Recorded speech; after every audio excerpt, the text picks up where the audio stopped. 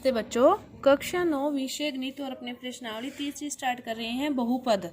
तो पहले देखते हैं कि बहुपद होते क्या हैं, बहुपद किसे कहते हैं।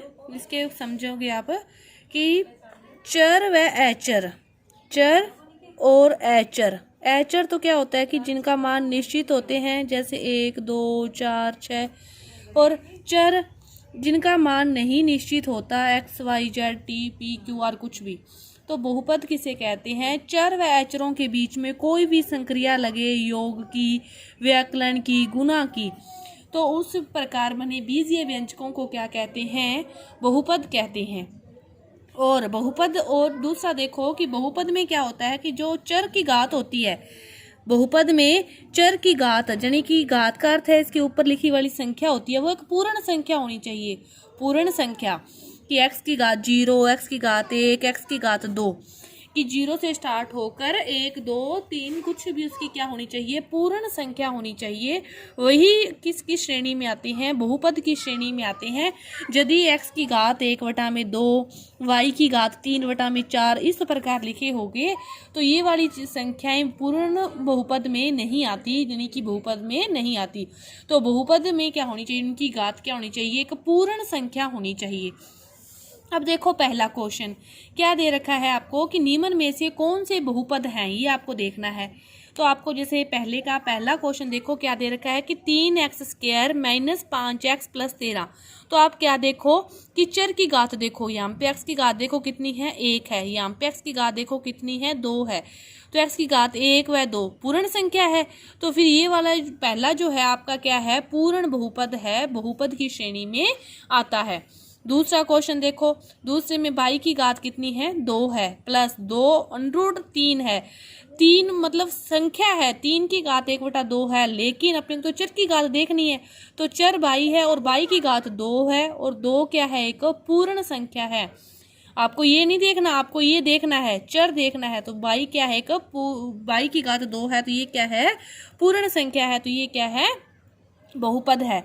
अब देखो तीसरा, यहाँ पे तो y की घात 1 है, लेकिन यहाँ पे y की घात क्या है? 1/3 है। तो y की घात 1/3 है, तो फिर यह बहुपद नहीं है। 1/3 पूर्ण संख्या नहीं है। अब देखो 3 अकेला दिया है, तो अकेला दिया है तो उसके साथ आप कोई भी चर मान सकते हो। x की घात 0, y की घात 0, z की घात 0, क्योंकि किसी भी की घात 0 होती है, उसका मान कितना होता है? 1 होता है। तो 3 को 1 से गुना करोगे तो 3 ही आएगा। तो फिर ये भी क्या है? 0 क्या है? पूर्ण संख्या है। तो ये भी क्या है? बहुपद है। इसमें देखो √3 है, कोई बात नहीं, x की घात 1 है, ठीक है, लेकिन यहाँ पे √x है, यानी कि x की घात 1/2 है। तो फिर ये भी पूर्ण बहुपद नहीं है। x की घात 12, y की घात 3, तो t की घात 20, तो ये 12 3 20 तीनों ही क्या है? पूर्ण संख्याएं हैं। तो फिर ये क्या आएगा? बहुपद की श्रेणी में आएगा। तो ये क्या है? बहुपद है। इसके बाद देखो दूसरा क्वेश्चन, दूसरे क्वेश्चन में आपको गुणांक लिखने हैं। तो गुणांक क्या होते हैं? जैसे x² का गुणांक पूछा है ना, तो x² के साथ लिखी हुई संख्या उसका क्या होती है? गुणांक होती है। x² के साथ लिखी हुई संख्या उसका क्या होती है? गुणांक होती है। लेकिन चिन्ह आपको ध्यान में रखना है। तो इसमें x² का गुणांक कितना है? x² का गुणांक आपको कितना दिखाई दे रहा है? x² के साथ लिखा हुआ प्लस का 5, प्लस का 5। इसमें देखो x² का है ही नहीं, जब x² का स्टेप ही नहीं है तो इसमें x² का गुणांक फिर 0। जब स्टेप ही नहीं है तो x² का गुणांक 0। इसमें देखो, इसमें भी x की घात 1 है, x की घात 2 तो है ही नहीं, तो इसमें भी x² का गुणांक 0। इसमें देखो x² ये रहा, तो इसके साथ क्या लिखा हुआ है? π/2। तो x² का गुणांक क्या हो गया? π/2। गुणांक क्या होता है? उसके साथ लिखी हुई संख्या। इसके बाद देखो तीसरा क्वेश्चन, तीसरा क्वेश्चन क्या कह रहा है कि 45 घात के द्विपद का उदाहरण लिखो। घात कितनी होनी चाहिए? 45, यानी कि x की घात 45, प्लस में आप कुछ भी लिख सकते हो 2x, ये भी 2 पद हो गए एक। तो x की घात 45 + 5, ये भी द्विपद है। बहुत सारे उदाहरण हो सकते हैं कि 3x की घात 45 + 4, 6x की घात 45 प्लस 7x, कुछ भी आप लिख सकते हो x y z, लेकिन x की घात कितनी होनी चाहिए 45, और वो क्या होना चाहिए द्विपद होना चाहिए कि दो पदों में होना चाहिए। इसके बाद देखो चौथा क्वेश्चन कि 120 घात के एक पदी का उदाहरण लिखना है कि x की घात कितनी होनी चाहिए 120, x की घात कितनी होनी चाहिए 120, और एक पद होना चाहिए, बस ये भी तो एक ही पद है ना। दूसरा देखो 6x की घात 120, साथ में कुछ भी लगा दो, जैसे 9x की घात 120, 2x की घात 120, भी साथ में कुछ भी लगाते रहो, लेकिन x की घात 120 और पद कितना होना चाहिए एक ही होना चाहिए।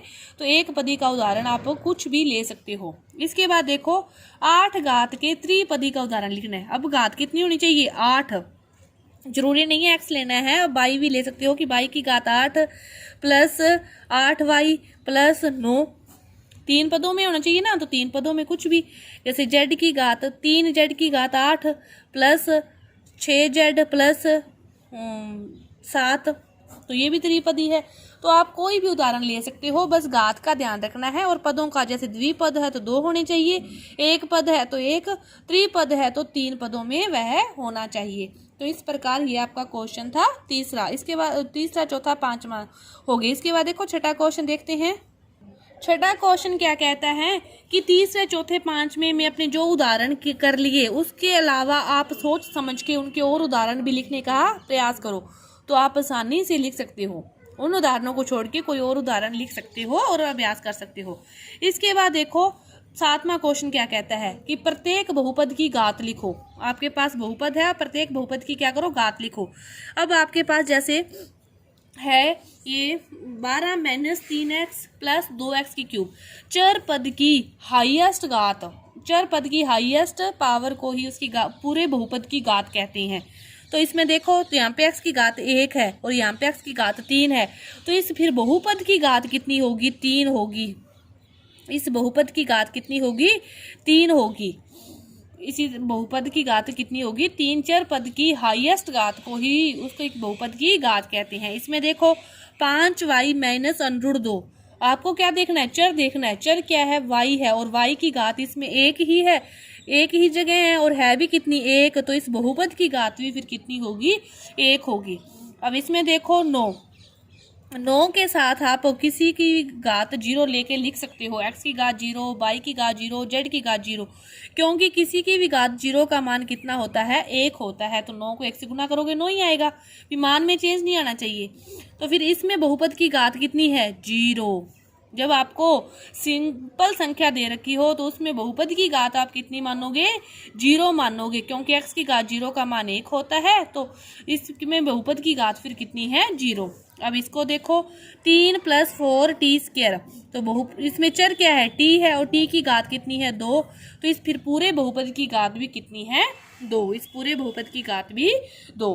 तो इस प्रश्नावली 3.1 में आपको बहुपदों के बारे में बताया गया, उनकी घातों के बारे में बताया गया। तो आपकी ये प्रश्नावली थी जो 3.1 पूरी हुई। धन्यवाद।